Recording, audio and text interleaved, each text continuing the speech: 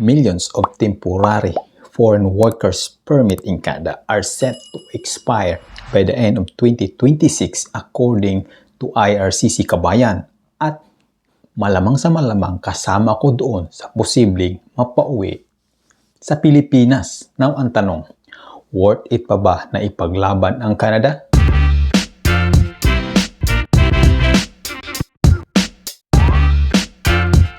Welcome back puli kabayan, this is Dads from Dads Info TV na isa pong OFW based dito sa Ontario, Sudbury, Canada kabayan. Sabi nga ng iba nating mga kabayan, false paradise daw ang Canada.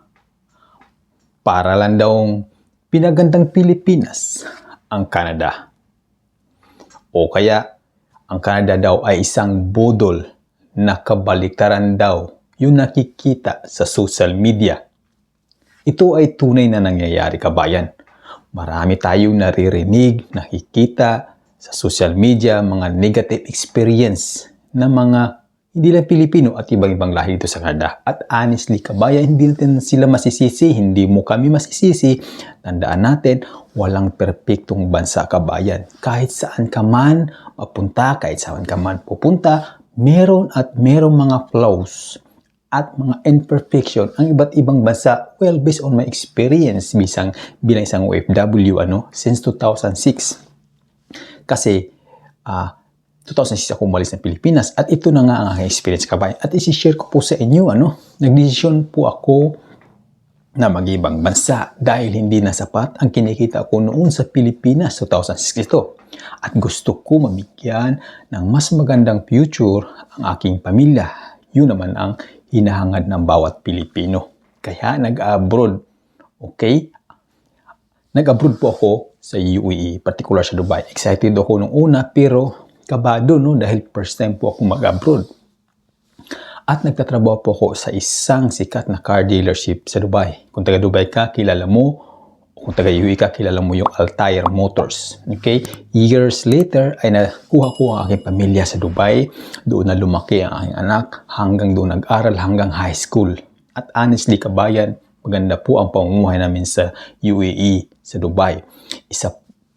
Kaya naman po, ang Dubai ay isa sa mga pinaka-safe na bansa o ang UAE isa sa pinaka-safe na bansa sa buong mundo. Kasi walang drugs, walang mga addict, walang nakawan, walang karnaping, walang mga homeless, walang nagtumuturok, at alam mo yun, nagsisinghot sa gilid-gilid. In other words, napaka-safe ng Dubai na meron kaming peace of mind, ika nga kabayan. Pero may isang bagay na kulang, na hinahanap ng mga nagmamigrate na kagaya natin, ay yung makuha ang isang bagay na citizenship. Okay? Doon po nagsimula, nag-isip kami mag-asawa. So, bakit hindi subukan sa Canada para sa future namin nag-iisang anak? Wala namang masama doon. Mag-isip tayo ng kabutihan at kaginhawaan sa ating pamilya. Noong 2019, nagsimula ang aming application process through EIPP. Dahil nakaharap nga po ako na employer sa Newfoundland and Labrador under EIPP, Atlantic Immigration Pilot Program, which is isa ito sa pinakamagandang pathway kung nagbabala ka punta sa Canada. Kasi PR ka pagdating mo sa Canada. Okay? So, while ongoing na nga yung process kabayan, umuwi muna yung mag-ina ko sa Pilipinas. Kasi kailangan namin bitawan yung flat o apartment sa UAE, which is yung ginawa namin. Kasi kailangan tapusin yung isang taon o kontrata. So, habang umuwi sila, ako naman nag-bed space, binita ko yung mga gamit, kotse, at kung ano-ano pa. Kailangan i-dispose. So, ako, nag-bed space na lamang para anytime, ready kaming umuwi, ready kaming lumipad papunta sa Canada. So, sa Pilipinas sila, ako sa UAE. So, sa Canada na kami magkikita, Pero ito na nga, pandemic came, kabayan. 2020, parang tumigil ang buong mundo. Nagsara ang maraming business. At nagkandalugi-lugi. At ang masakit nga kabayan, ay pati ang aming application ay nadamay, na-cancel, nag-give up na yung employer na kukuha sana sa akin papunta sa Newfoundland. Okay? So after pandemic, ito na naman another opportunity na nag-open here in Ontario, Sudbury. Kahit low skill position ay tinanggap ko. Kahit alam ko sa aking sarili na mas malaki pa ang sinasahod ko sa Dubai noon. Pero this time, hindi ko na inisip yung aking sarili. Inisip ko yung kinabukasan ng aking anak. Kasi nga, umaasa kami na makakuha ng permanent residence pagdating balang araw dito sa Canada. Okay? Yan ang mga hinahangad ng bawat Pilipino kahit ano pang lahi na pupunta sa Canada, pupunta ng Canada na maging PR at eventually, in the future, maging citizens. Diba?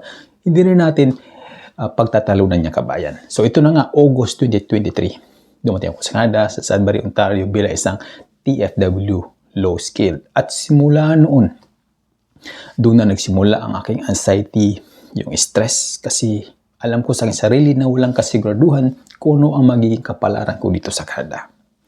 Sa mga susunod na buwan, sunod-sunod ang pagbabago, paghihigpit ng pulisiya ng Immigration of Canada. Okay? Binawasan ang mga low-skill opportunity dito sa Canada, pati ang pag-renew ay hinigpitan at hindi na nga at walang halos nag-i-issue ng LMIA. Pati yung program na RNIP o Rural Northern Immigration Program ay pinalitan, naging RCIP na mas limitadong opportunity at kukunti na lang ang yung mga job priority, ika nga. So, despite of all bad sign, ay nag-aral pa din ako na maging isang truck driver. Katunayan, meron akong Class 1 license. License po ko ngayon. Hangad ko kasi na tumaas from low TFW to skilled position na TFW. Pero hindi yun sapat kabayan na makahanap ng LMIA as a driver position dahil experience ang unang hinahanap ng employer sa qualification mo. Okay? So, natapos ang 2 years na work permit, close work permit as a low-skilled TFW. At sa awa ng Diyos, nakakuha po ako ng 1 year open work permit at currently, I'm working as a shipper and receiver dito po sa Sudbury. Okay? Pero ang aking work permit ay malapit na din mag-expire. Ilang buwan na lang, pero wala pa rin ako nakuhang LMIA dahil sa sobrang higpit ng requirements. So dito ko na-realize, kabayan, na hindi pala talaga ganun kadali ang ating Canada dreams. Marami namang dumadanas ng ganito, hindi lang ako. Okay? Pero despite of all of that, nandito pa rin tayo na mga OFW, lumalaban, umaasa, nagtitiis para sa pamilya. Ngayon, ang tanong, worth it pa rin ba ang Canada? Well, despite of all sacrifices na ginawa natin, tulad ng mahiwalay ng matagal sa pamilya, lungkot ng buhay dito sa Canada, sobrang lamig ng weather sa Canada. So para sa akin, hindi na. Dahil graduating na rin ang aking nag-iisang anak.